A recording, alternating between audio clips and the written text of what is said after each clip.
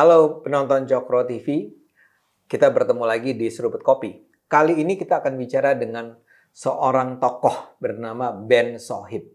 Ya, Ben Sohib ini kalau saya bisa perkenalkan tentang atribusinya adalah bahwa dia ini sekarang anggota Dewan Kesenian Jakarta, anggota dari Komite Jakarta Kota Buku, pokoknya yang terkait sama sastra, sama penulisan dan seterusnya. Tapi kali ini, kalaupun kita akan bicara juga tentang sastra, kita akan bicara tentang hal yang menurut saya sangat relevan dengan kondisi kita saat ini, yaitu tentang kearaban dia. Jadi Ben Sohib ini orang Arab, di belakangnya bahkan ada kata Shihab. Ya, jadi kita bisa tanya, ini keluarganya Rizik bukan ya?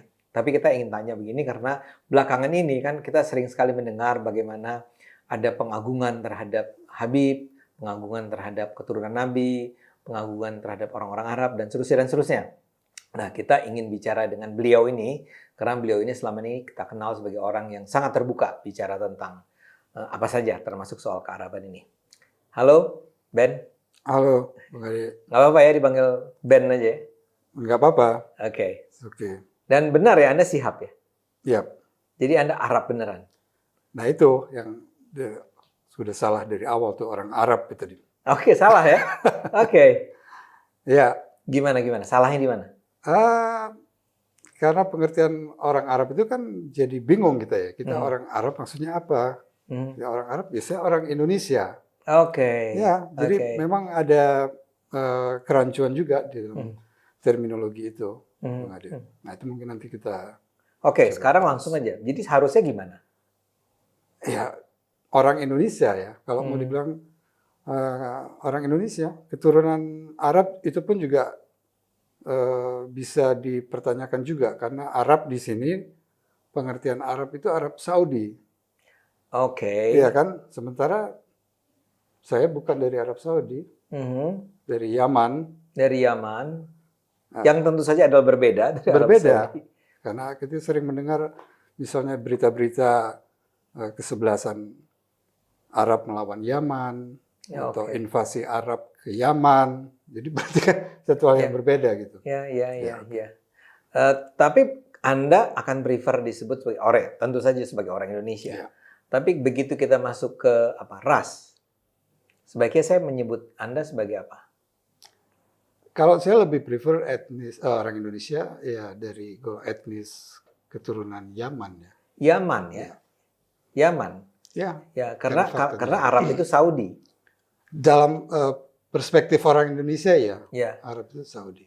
Tapi apakah itu memang sesuatu yang menjadi mengganggu buat Anda atau teman-teman yang juga sesama dari Yaman?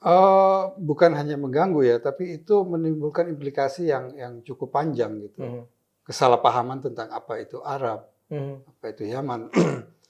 Nah, itu sepertinya sederhana, tapi itu sebenarnya itu persoalan semantik yang implikasinya cukup panjang dan membuat orang gagal paham tentang apa itu Arab, tentang apa itu Yaman, bahkan apa itu Islam nantinya. Gitu. Iya. Ya, jadi rancu akhirnya. Nah sekarang Anda adalah Shihab. Ya. Yang adalah Anda bersaudara dengan Quraisy. Satu marga ya. Satu marga. Yang artinya belum tentu bersaudara, tapi... Ya biasanya kan kalau kita kan punya ini ya, kayak silsilah itu, pasti ketemu di satu titik akan ketemu kakek. Disitulah sesama Shihab. Ya, tapi kan udah banyak kan ya. Oke. Quraisy? Ya, Quraisy. Sama juga. Nah, tadi yang Anda tanyakan Quraisy tadi ya. Oh iya, saya mau tanya Rizik tadi. Ya bisa jadi. Ya. Oke, sorry tadi saya salah sebut nama gitu. Saya mau bilang dari Rizik terus ke Quraisy. Nah, ini. Betul nggak Anda jadinya keturunan Nabi? Ya, kita kan ada semacam pencatatan silsilah ya, bahwa saya itu anak dari ayah saya, kakek saya ini, sini, dan itu semua tercatat gitu sampai ke Sayyidina Ali ya, yang itu merupakan suami dari Fatimah Zahra, putri Nabi. Ya. Dari sisi itu ya, saya keturunan Nabi. Oh begitu? Ya. Dari Ali ya? Ya. Oke. Nah, Anda men-share sikap yang sama nggak dengan sejumlah syihab atau saya menggunakan istilah satu nih, saya mau tanya ke Anda. Kalau Habaib itu apa? Habaib itu sebenarnya gelar ya, gelar buat keturunan Nabi itu. Kalau pengertian saya Habib itu hanya untuk keturunan Nabi yang dia katakanlah tokoh ya, ulama gitu ya, yang tertentu gitu. Jadi, seharusnya. Ya, seharusnya tidak semua terus Habib gitu kalau buat saya. Nah, jadi sebetulnya seharusnya itu dilekatkan hanya pada orang dengan kualitas tertentu. Yes. Dan itu yang terjadi dulu begitu. Oh gitu. Ya, seingat saya dulu Habib itu hanya 1-2 ada. Kalau saya mengenang zaman dulu saya ingat ada Habib Saleh Tanggul, ada Habib siapa lagi Umar Alatas gitu. Jadi hanya beberapa di Indonesia ini. Di Indonesia ini ya. Iya. Dan itu adalah orang-orang yang tertentu dia punya katakanlah punya nggak tahu ya kekeramatan atau kealiman atau apapun yang berbeda dari keturunan Nabi yang lain gitu. Jadi tapi dia sama-sama keturunan Nabi. Betul ya. Keturunan Nabi, tetapi ya dia punya kualitas yang lain. Iya. Sampai kapan itu, Ben? Itu saya rasa sampai reformasi ya, terus berubah ya. Itu nggak lama. Kan? Nggak lama. Fenomena itu tidak lama. Tolong ceritain. Ya, saya nggak tahu persisnya, tapi saya pikir kurang lebih itu waktu reformasi, kemudian kan masa keterbukaan ya. Kemudian masing-masing komunitas, masing-masing elemen bangsa ini berusaha untuk bisa mengaktualisasikan dirinya. Lalu kemudian muncul, mulai itu ada kelompok-kelompok seperti Majelis Taklim yang diasuh oleh Habaib ya, kita kenal. Terus kemudian muncul juga FPI waktu itu yang oleh Rizik Syihab. Terus kemudian saya nggak tahu bagaimana itu. Terus kemudian banyak sekali Habib dan setiap keturunan Nabi tiba-tiba dipanggil Habib gitu. Itu yang terjadi. Saya nggak tahu bagaimana proses detailnya. Sehingga sekarang menjadi sangat banyak ya? Iya, menjadi panggilan umum untuk semua keturunan Nabi gitu. Tapi Anda sendiri menilai itu sebagai apa? Sebenarnya gejala apa? Karena Habib ya itu kan satu gelar sebenarnya. Gelar seperti katakanlah ulama lah. Ulama. Jadi ulama dari kalangan keturunan Nabi. Keturunan Nabi ini disebutnya kalau itu Bani Alawi, Alawiyin gitu sebenarnya. Itu ulama. Jadi itu sebenarnya ketika orang terus muncul menjadi Habib, menghabibkan diri misalnya gitu ya. Itu sebenarnya kan dalam konteks itu dia untuk memposisikan dirinya sebagai ulama. Atau ada juga yang memang dia benar-benar terposisikan sebagai Habib ya, dengan kapasitas ilmunya dan sebagainya. Tapi ini sebenarnya bukan satu hal yang unik di dalam hanya komunitas Alawiyin. Orang yang tiba-tiba menjadi ulama yang bukan Habib kan banyak juga banyak. Gitu. Tiba-tiba yang kemarin apalah main film atau apa tiba-tiba berubah terus pakai ustadz jadi ulama. Seperti itu sebenarnya sederhana itu sebenarnya Bung Ade. Tapi Anda sendiri melihat ini sebagai sebuah apakah gejala politik atau apa? Karena Anda menyebutnya yaitu pasca reformasi, ya sejak reformasi lah. Ya, lebih ke politik ya. Yang kemudian merebut panggung adalah yang politik ya. Karena ada Habib yang lain juga. Kalau nggak salah Anda menyebut ada 2 tipe Habib. Ya. Satu Habib politik, satu Habib apa? Tasawuf. Ya. Tasawuf ya. Itu gimana Anda membedakannya? Kalau Habib Tasawuf itu Habib yang selama ini saya kenal gitu. Selama ini saya kenal yang dia menitik beratkan dakwahnya itu di bidang keagamaan dalam pengertian etika, akhlak, terus hikmah gitu-gitu. Itu yang selama ini Habaib, warna kultural Habaib itu yang saya kenal seperti itu yang selama ini.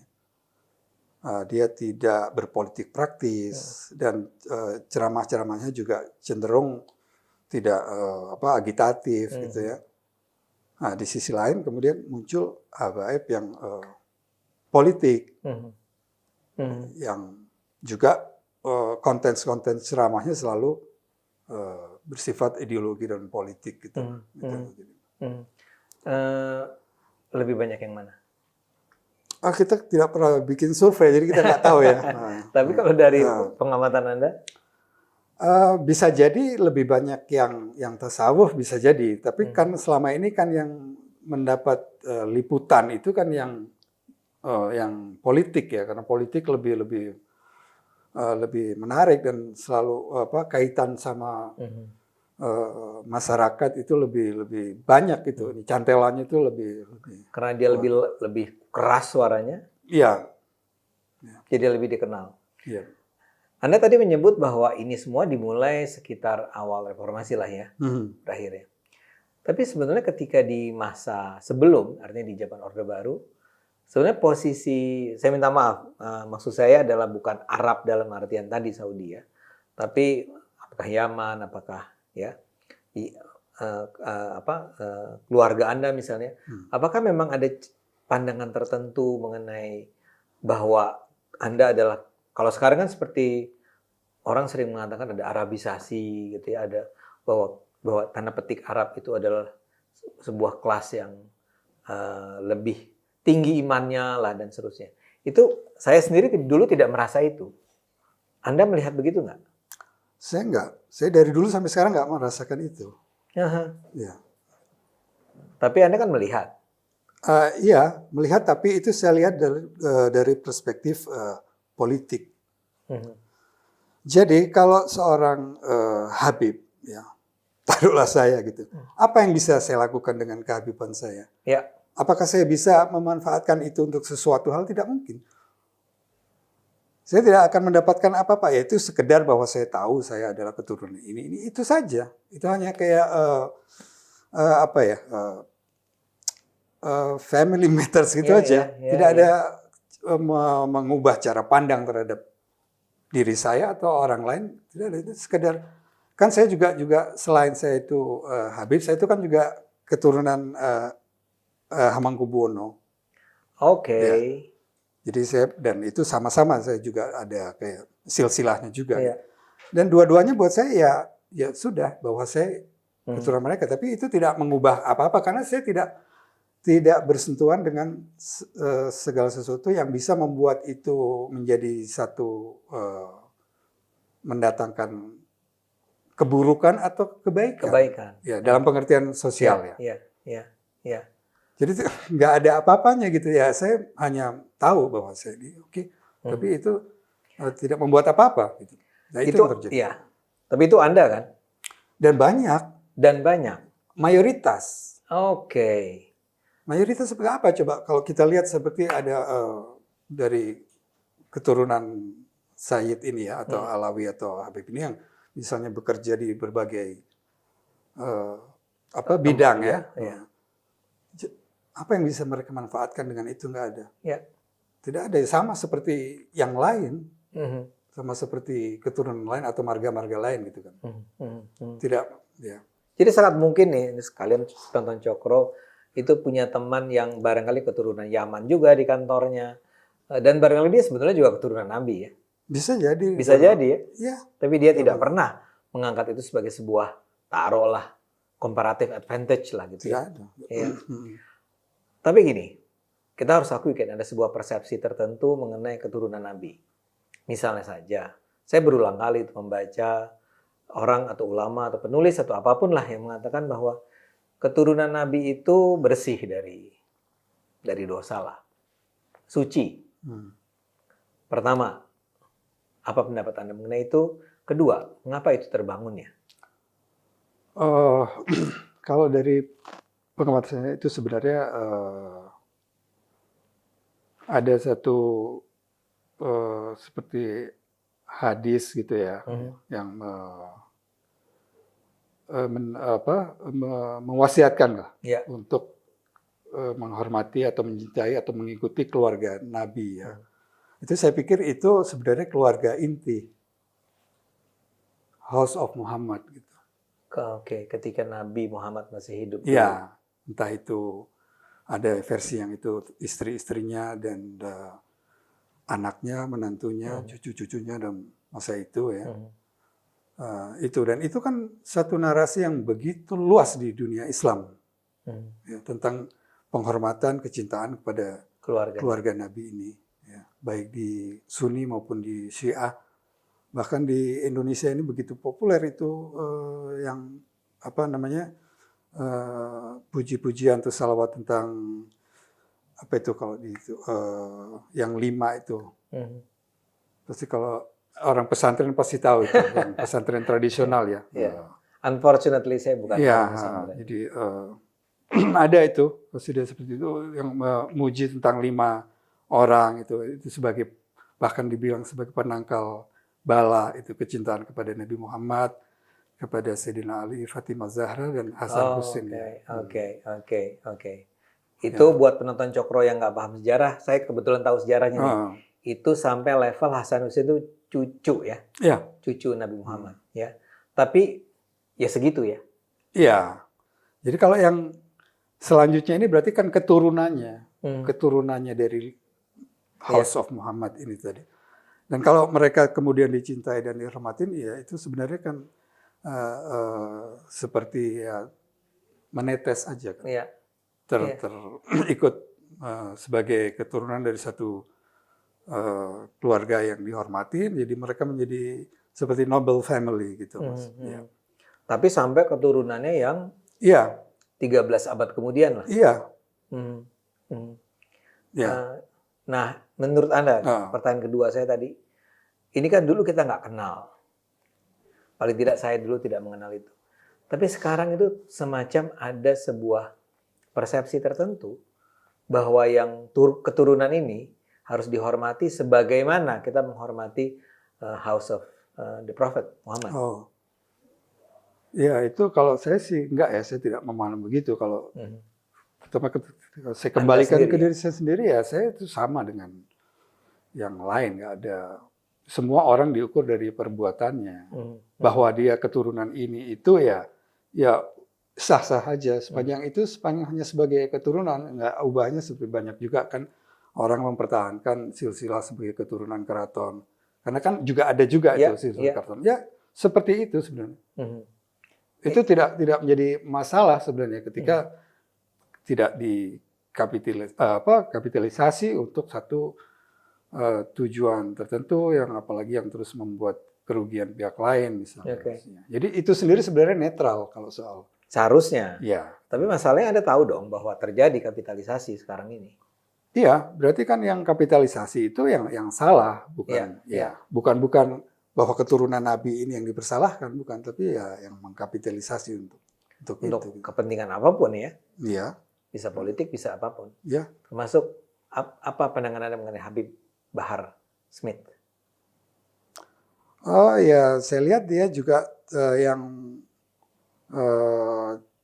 berupaya untuk mengkapitalisasi itu, ya, untuk politik ya, karena dia termasuk yang di politik kan. Iya. Anda lihat itu banyak nggak orang seperti itu? Paling tidak saya bisa menyebut 2 nama kan. Ada Rizik Syihab, satu ada Bahar Smith. Selain itu, karena Anda berada di lingkungan sesama keturunan Yaman, ada nggak yang lain yang melakukan itu? Tidak banyak ya, saya pikir ya. Mayoritas adalah ya Alawiyan sipil ya, tidak berkaitan sama apa-apa gitu. Jadi tidak akan memperoleh keuntungan politik ekonomi. Saya pikir ya. Tapi sekarang kan seperti kita ketahui itu terjadi, ya. Apa yang sebenarnya menurut Anda seharusnya dilakukan terhadap ini semua? Ini kan terus terang merusak nama,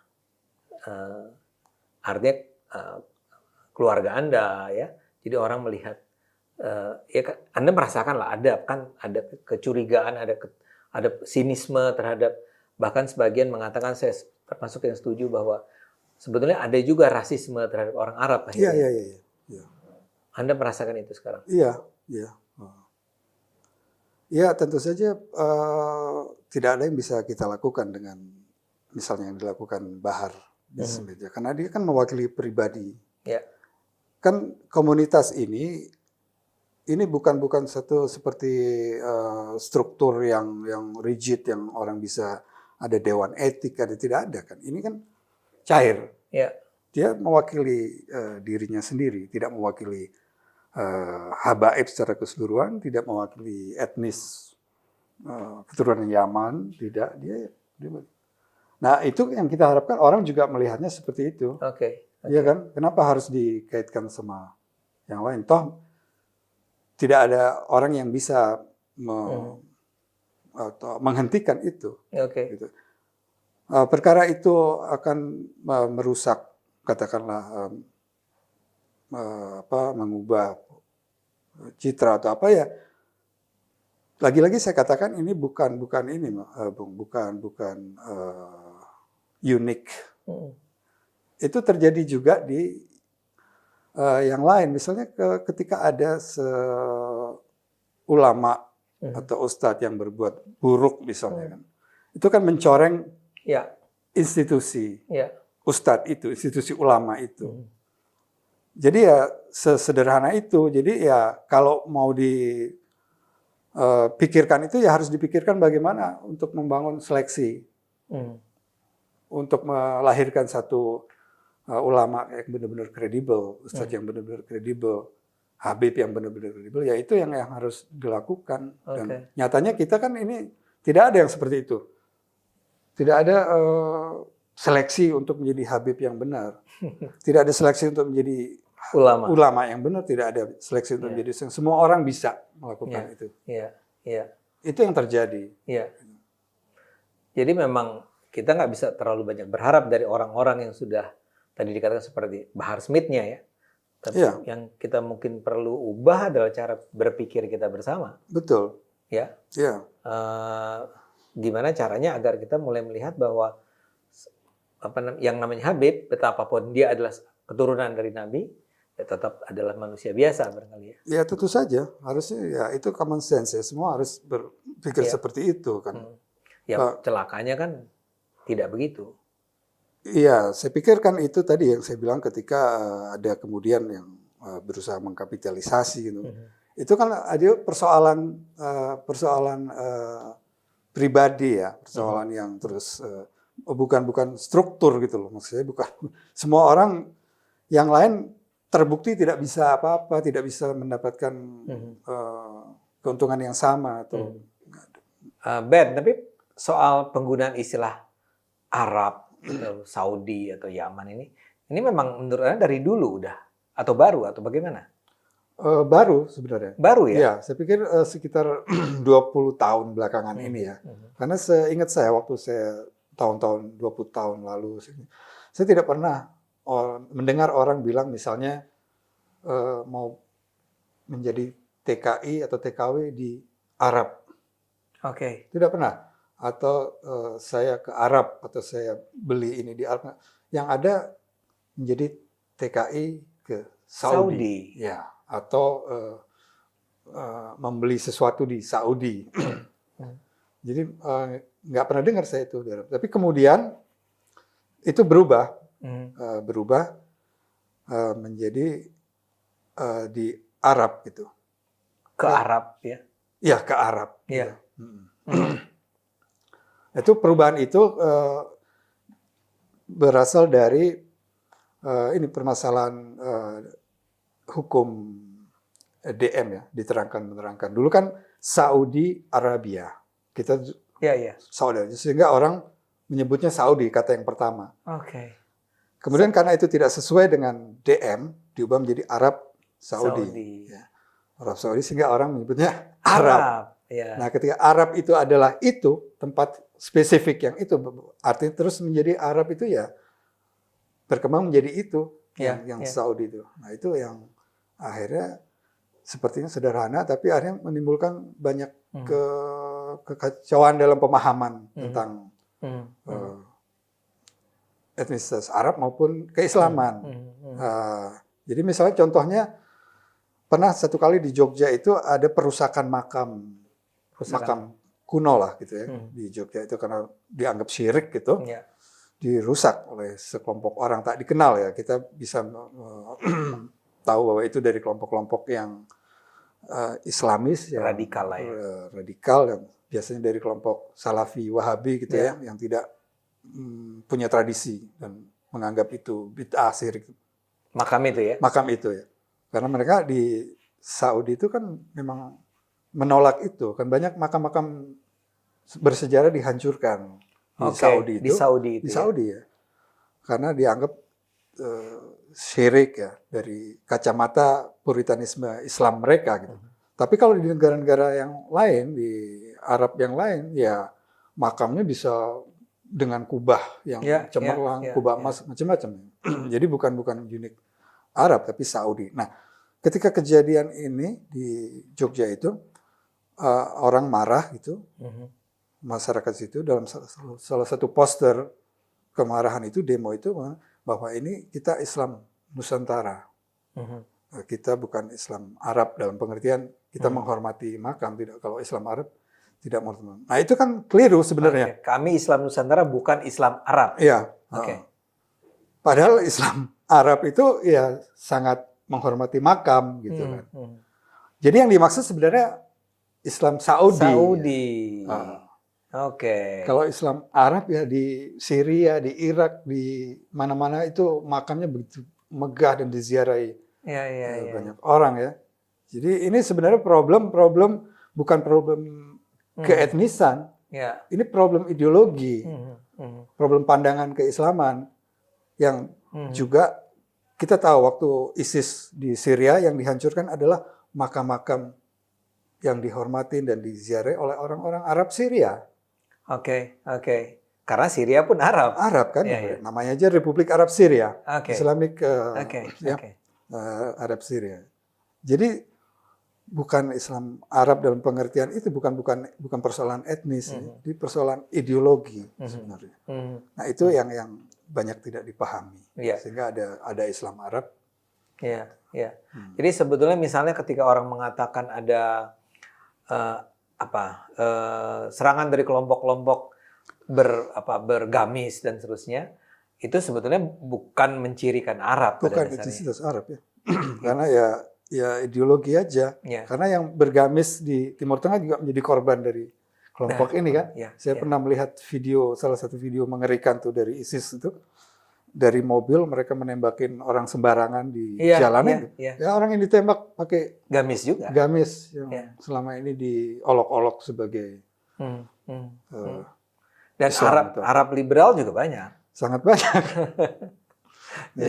Jadi sebenarnya menggunakan istilah Arab itu untuk Arab ya, Arab mewakili ini semua, itu memang sesat, salah. Falasi ya.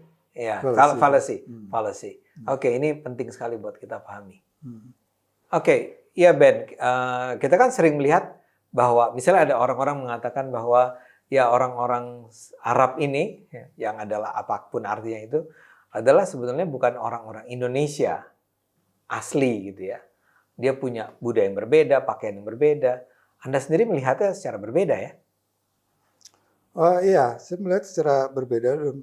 Pengertian begini, banyak orang salah paham ya. Saya pernah melihat satu video itu yang menarasikan bahwa Arab secara budaya menjajah budaya di sini. Di sini ya.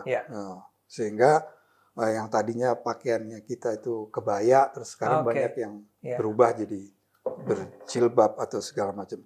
Dan ini kesalahan ditimpakan kepada Arab dan celakanya kepada etnis keturunan Arab di Indonesia gitu ya.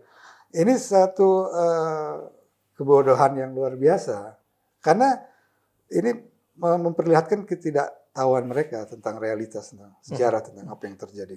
Sangat hitam putih, sangat simplifikasi. Karena problem itu ya, problem orang yang tadinya berkebaya tiba-tiba berubah menjadi berjilbab, yang sini di frame sebagai pakaian tradisional Nusantara terus berubah.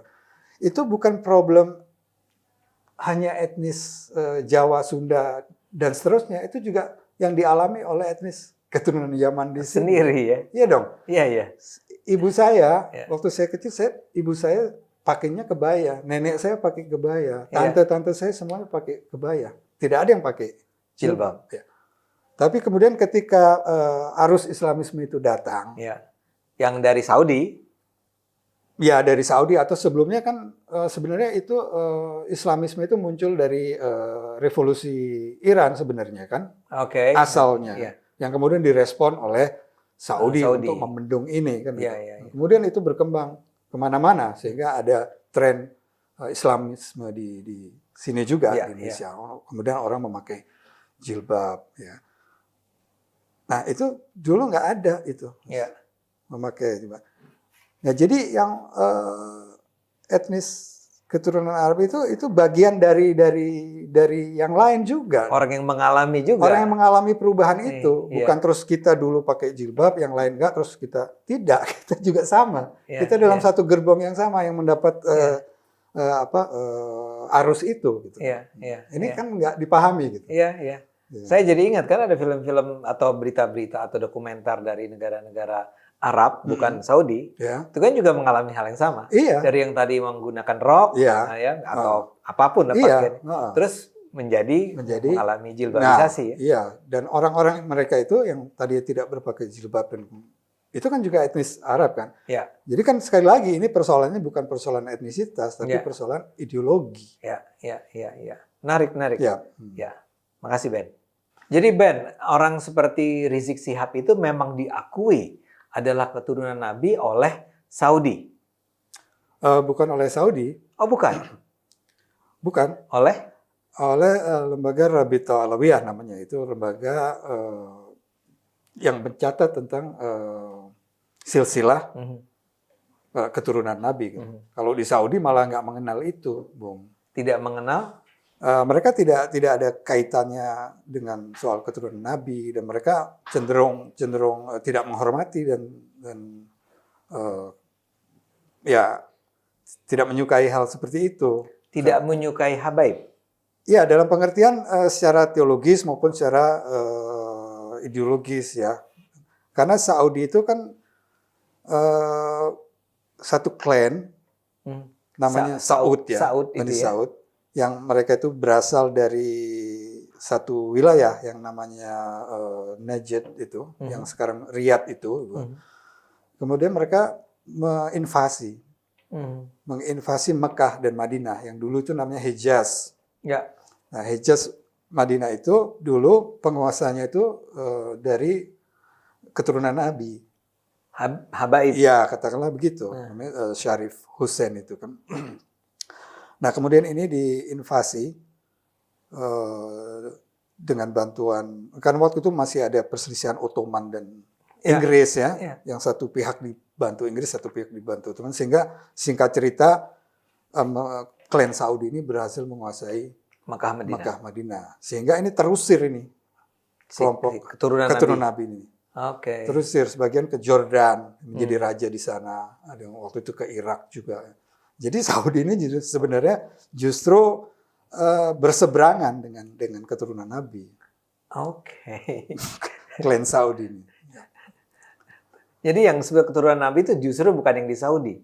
Iya, kalau penguasa Saudi sekarang mereka justru bukan dari keturunan Nabi. Justru mereka yang mengusir penguasa Hijaz itu, penguasa Mekah Madinah yang awalnya dari keturunan Nabi. Jadi dengan kata lain sebetulnya rada nggak nyambung ya. Orang-orang yang disebut habaib ini sebenarnya bukan yang didukung oleh Saudi. Iya, sama sekali. Bukan ya? Sama sekali keliru itu. Oke. Iya. Kalau tadi Rabitah itu ada di mana? Di Jakarta. Di Jakarta. Dia lembaga internasional atau lembaga? Dia di Indonesia, dia yang mencatat keturunan Nabi Muhammad yang dari jalur Hadramut ya. Dan itu juga tentunya mereka juga saya rasa punya juga kerjasama internasional juga, karena lembaga pencatatan ini juga ada di beberapa. Ya. Karena keturunan keturunan Nabi ini, Sayyid yang dibilang saya itu kan, dia juga menyebar di berbagai Ya, ya, wilayah ya. ya. Tapi gini, ini menarik kan tadi ya. Pertama-tama kita tahu bahwa sebenarnya yang namanya habaib ini bukanlah sebetulnya sesuatu yang diakui oleh Saudi. Itu pertama. Ya. Tapi kedua juga begini. Habaib itu banyak. Termasuk Anda mestinya. Termasuk Quraisy Shihab. Ya. Tapi kok saya melihat begini ya, Ben. Di Indonesia ini ada kepengagungan terhadap habaib. Tapi nggak semua habaib. Ada orang kayak Anda yang habaib tapi nggak cukup sacred lah. Itu kenapa? Ya, tentu saja ya. Karena habaib itu dia kan sebenarnya kan menjadi punya pengikut, punya komunitas atau punya massa. Itu kan dibangun. Tidak mungkin tiba-tiba seperti saya karena Habib terus menjadi. Oke. Dan itu pun bukan unik di habaib, Bung. Semuanya juga setiap orang itu bisa melakukan itu gitu loh, bisa membangun. Apa maksudnya? Ya misalnya tidak harus habaib, misalnya ada yang keturunan siapapun lah, etnis apapun, misalnya dari keturunan etnis Yaman yang bukan Habib ya, misalnya Ustadz Khalid Basalamah itu. Oke, terkenal sekali. Ya, kan dia berhasil juga membangun basis massa, mereka punya murid banyak, punya fans, juga bisa membangun jaringan ekonomi. Terus AA Gim misalnya, ya kan? Sebenarnya kan sederhana itu sebenarnya. Orang ya. Nah, cuman mungkin segmennya berbeda-beda ya, patronisnya berbeda-beda. Kalau yang habaib ini, dia yang berhasil membangun, ya tentu saja dengan kehabibannya itu dan dengan segala investasi dan operasi politiknya, dia dari kalangan yang memang punya keterikatan teologis untuk menghormati keturunan Nabi. Gitu kan. Kayak Khalid Basalamah beda lagi, mungkin dia Islam perkotaan yang tadinya abangan atau terus baru belajar Islam terus seperti menemukan. Begini Ben, Anda kan tadi bilang bahwa orang seperti taruhlah yang tadi Habib Bahar dan seterusnya ya, itu kan adalah orang-orang yang berhasil mengkapitalisasi kehabaibannya, tapi di hadapan mereka yang percaya bahwa habaib itu adalah sebenarnya keturunan Nabi yang harus diagungkan lah. Iya. Tapi logikanya gimana? Kalangan-kalangan yang mencintai habaib ini, mencintai Bahar, mencintai Rizik, seharusnya dia juga mencintai Anda dan mencintai Quraisy dong. Iya, jadi kan ini bukan unconditional love ya. Bukan unconditional love. Iya. Dia akan cinta sama satu Habib ini ketika si Habib ini mewakili pandangan politiknya, mewakili suaranya, mewakili perspektif teologinya segala macam, banyak hal yang bisa menyuarakan suara mereka, Tapi kalau ada Habib yang kemudian misalnya kontra dengan Habib yang menjadi panutan mereka, ya Habib ini tidak akan dihormati. Syukur-syukur bisa-bisa dimusuhin kan. Ya.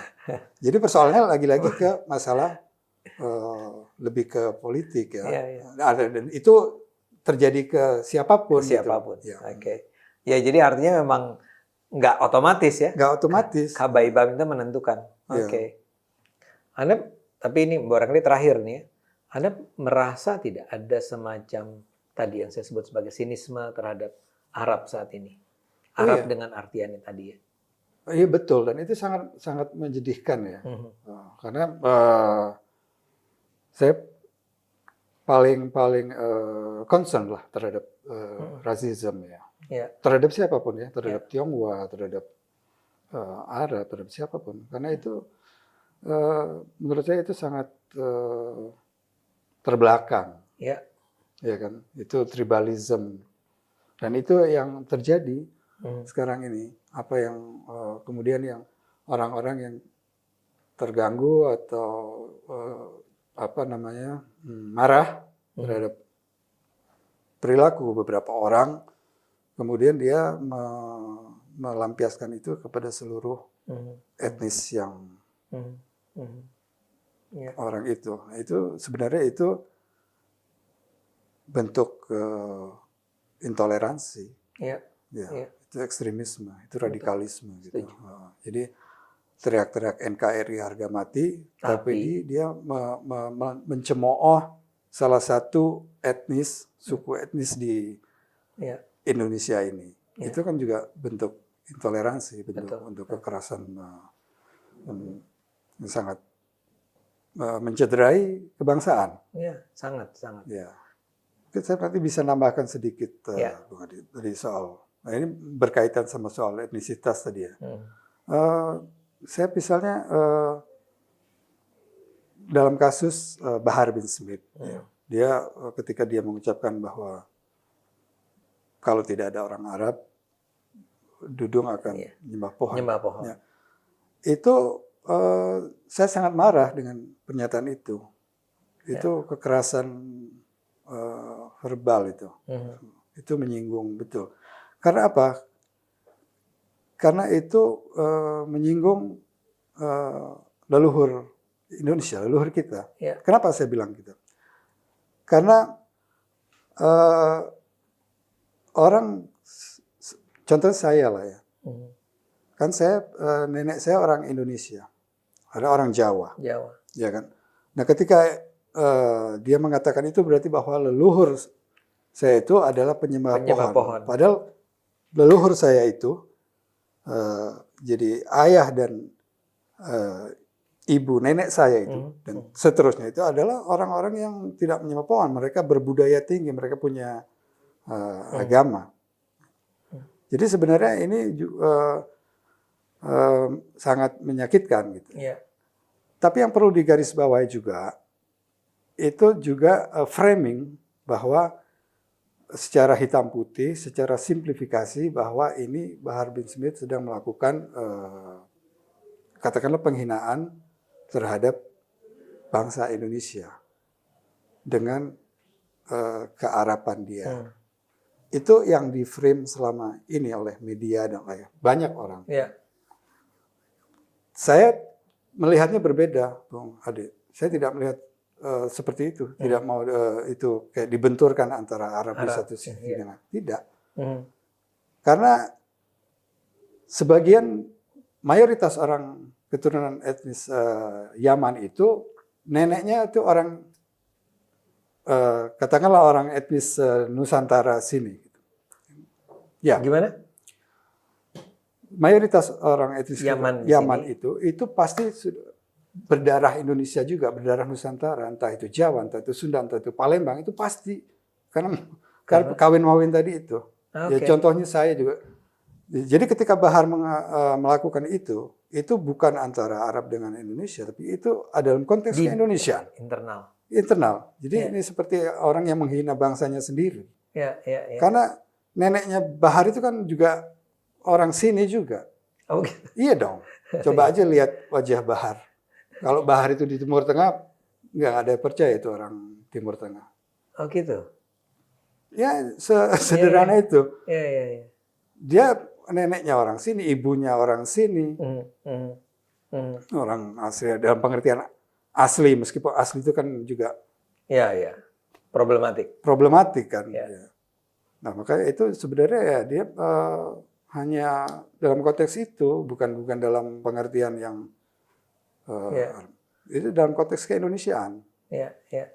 Kita marah karena itu, gitu. Bukan karena bukan apa pertentangan antara sama sekali tidak. Ya. Karena bagaimana hal kayak gini Ben itu jarang yang saya yakin jarang yang paham. Sangat jarang, sangat jarang Bung. Itu orang hanya mau mudahnya saja melihat ini etnis Arab terus dia ngomong orang kalau tidak ada orang Arab berarti dia melecehkan kita. Jadi seolah-olah dia di sini orang bukan orang Indonesia, padahal udah jelas dia di dalam tubuhnya mengalir darah ibunya yang orang asli ya, orang Indonesia. Berarti nenek moyangnya kan juga dia menghina nenek moyang sendiri. Bisa dikatakan begitu karena entah apa yang ada di benaknya, tapi yang kita lihat begitu. Karena yang pasti bukan bapaknya atau kakeknya yang datang ke sini, baru datang ke sini sekitar 50 tahun yang lalu lah. Saya rasa lebih. Iya pasti dia jauh lebih lama dari itu. Iya, Iya, betul. iya. Dia udah ibunya. Ini saya belajar banyak dan saya jadi prihatin ya bahwa sebetulnya memang akhirnya rasisme terjadi secara tidak tebang pilih lagi. Jadi semua Iya, semua. kena jadi korban lah ya. Iya. Dan kita juga betapa kita itu sering mengartikan asli dan tidak asli itu secara dangkal. Iya. Ketika Maksudnya Indonesia asli. Iya. Saya yang dengan wajah begini saja, artinya katakanlah nggak ada Indonesianya gitu. Iya. Saya Ada sih. nenek, ya oke lah, apapun lah. Tapi Iya. ternyata nenek saya orang Indonesia. Berarti nenek moyang saya itu Indonesia kan. Iya. Saya punya nenek moyang Indonesia, ini tumpah darah saya. Iya. Saya lahir di sini, saya bahasa ibu saya bahasa. Jadi orang-orang yang kemudian yang marah terhadap perilaku beberapa orang terus kemudian mengeluarkan statement yang sangat rasis ya. Misalnya etnis keturunan Yaman itu penumpang. Ada beberapa konten video ya yang viral. Oh begitu? Iya, dan itu bahkan dilakukan oleh orang-orang yang sebenarnya cukup terpelajar gitu ya. Penumpang, terus pendatang. Itu sangat menyakitkan ya, dan sangat bodoh. Ya. Sangat bodoh, itu sangat ahistoris. Gitu. Bagaimana bisa? Kalau pendatang itu kan orang dari luar, datang ke sini. Tadi saya katakan ya. Kalau aja bapaknya datang ke sini kan pendatang. Ya. Tapi kalau sudah lahir di sini dari kakeknya, lahir di sini bahkan neneknya orang sini, mau pendatang dari mana? Dan itu pun masih diperdebatkan kan, kamu juga pendatang, apakah ada yang asli benar kan? Apalagi sekarang udah ada penelitian DNA. Kita bisa melihat semua itu tidak ada yang menarik asli. Dan hampir semua banyak sekali orang Indonesia itu ya yang sebenarnya bercampuran baik dari etnis Arab maupun Tionghoa. Banyak yang kita pikir wajahnya terlihat wajah Timur Tengah tapi ternyata banyak campuran di sini.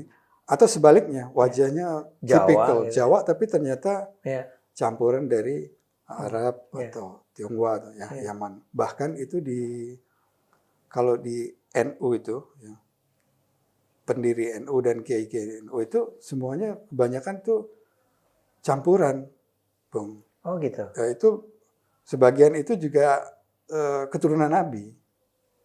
Habib juga ya.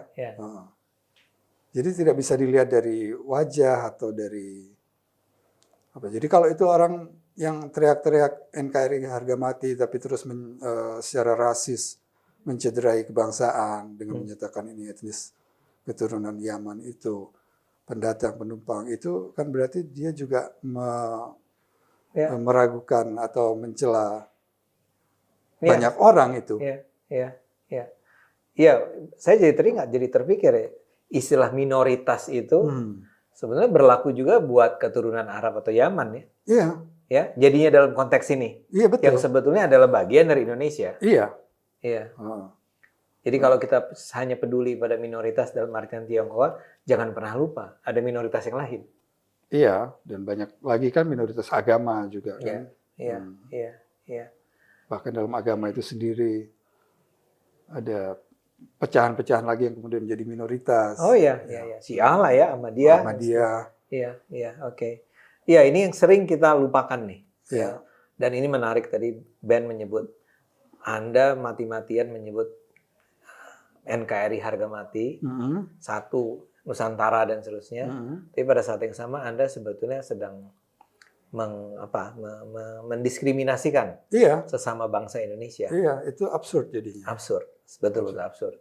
Ini kita terima kasih Ben, Anda udah mengingatkan ini secara sangat. Iya, dan terhadap siapapun ya, terhadap Tionghoa, terhadap apapun. Iya. Kita perjuangkan bersama kali Ben ya. Ya, jadi kalau misalnya Ahok atau Anies Baswedan, saya tidak akan melihat Ahok dari sisi etnis, tidak melihat Anies dari sisi etnis. Jadi saya akan dari performance, dari kerjanya. Saya akan memuji Ahok dan memuji Anies dari kinerjanya, atau mencela Ahok dan Anies dari kinerjanya, tidak akan sangkut pautkan dengan etnisnya, karena itu terbelakang sekali, Bung. Betul. Kalau Unfortunately itu terjadi. Dan itu yang banyak terjadi sekarang ini ya. Iya. Iya. Apa one abut gitu ya. Itu kan sebenarnya Kan sebutan-sebutan yang sangat ini ya, terbelakang sekali gitu. Meleceh kan, diskriminasi. Ya, dan banyak itu, dan itu juga soal yang misalnya ya, itu istilah kadrun. Saya pakai itu, maaf. Oh iya, tapi nggak apa-apa. Maksud saya begini, Bung. Itu juga berangkat dari ketidakpahaman orang tentang Arab ya. Karena Arab itu selalu dikaitkan dengan Islam. Iya. Nah, jadi sebetulnya Saudi ya? Bukan, atau bukan? Ya, bisa jadi Saudi ya. Dalam pengertian gini, orang ribut tentang Arabisasi, ya. Tapi orang tidak pernah tahu tentang Islamisasi, gitu. Tidak meributkan Islamisasi, tentang Islamisasi Arab, gitu. Jadi Arab ini sebenarnya kan netral. Istilah itu ya. Dan etnis yang netral. Iya. Ya, dia ada yang Kristen juga banyak, ada yang sekuler banyak, yang Islam. Jadi nggak bisa ditunggal kan? Iya. Tapi selalu dikaitkan dengan Islam gitu oleh kedua belah pihak. Yang Islamis mengkaitkan dirinya dengan itu karena dipikir ini berkaitan, kan selalu agama selalu membawa budayanya itu ke bawah gitu ya. Tapi yang sebaliknya, yang anti Islamis juga menolak Arab karena dipikir itu Islam. Islam ya. Ini satu absurditas yang lain gitu ya. Betul. Jadi lucu, terjadi banyak lucuan sebenarnya. Seperti ya gitulah, banyak yang salah pahaman lah sebenarnya. Iya. Tapi saya bukannya sedang membela diri atau apapun soal kadrun tadi. Mungkin ini ada kaitannya dengan kan gejala Islamisme ini atau radikalisme itu memang bermula dari kedatangan kelompok-kelompok Wahabi dari Saudi kan. Itu yang mungkin juga berpengaruh. Bisa jadi ya, mestinya kan Saudinya itu yang dipermasalahkan ya, bukan? Karena kalau jadi kayak ambigu ya. Jadi satu sisi kita mengatakan kamu nggak usah pakai pakaian gamis itu karena itu pakaian Arab kan, bukan pakaian Islam kan. Orang Arab yang Kristen pun juga pakai gitu kan. Artinya bahwa itu nggak ada hubungan gitu kan.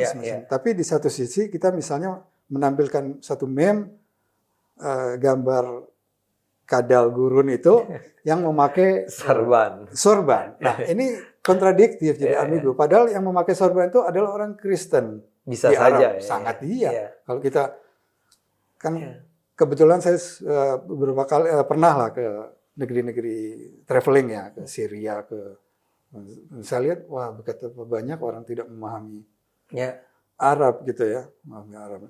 Dan orang yang pakai eagle itu, yang pakai sorban tadi itu yang menjadi korban banyak dari kelompok-kelompok yang katakanlah radikal ya, Islamis. Jadi aneh ini yang jadi korban juga akhirnya dijadikan olok-olok juga di sini.